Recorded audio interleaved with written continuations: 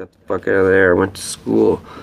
For audio engineering? Audio engineering at Metalworks in Mississauga. Tell me about that, because Metalworks it's not like going to college, right?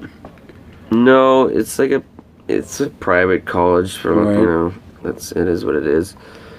But you don't have to have anything to get in, like other than obviously the money, which isn't horrible. As I know, it's the same as any other fucking university or college trade school kind of thing. Thing, but condensed into like a year, which is intense as well. But doesn't Metalworks have some like pretty high-end hyped programs or something? They do. I mean, the reality is, and it's the same thing, and it's the same, going back to the way I live my life, I just go where the flow is. And like that's the scene. Like there's a scene going on at Metalworks. There's teachers who are working with huge producers and engineers and bands out there. They have worked with them.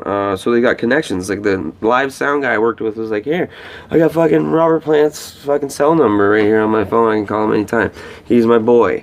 Like that's ridiculous. Just knowing those people. Right. And making yourself known to those people, because you're in a sea of shit-dicking students, like right. rocking around like all wide-eyed and just idiotic. You got to be the cool one.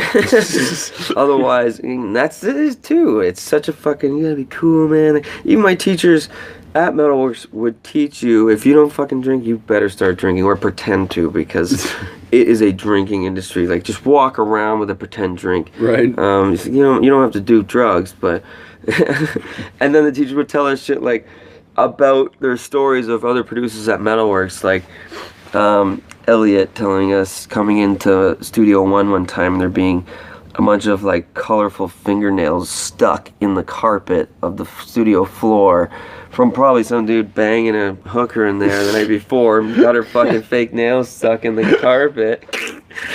Like shit like that. This is the stuff they're telling me. We did a course, communications and technology or something, and it was just about speaking, kind of like me and you are doing even right now, and knowing how to and being clear and concise. And one project was to describe your worst and best days of your life. And my worst one that I described was a mushroom trip that I did for the first time. And a friend of mine falling like 2 stories from the top of a pine tree. Like he literally had the top of a fucking pine tree in his hands here, over top, looking, peeking on like 4 grams of very good mushrooms. And it snapped. He fell. Now looking at somebody falling through a tree on mushrooms is even more insane.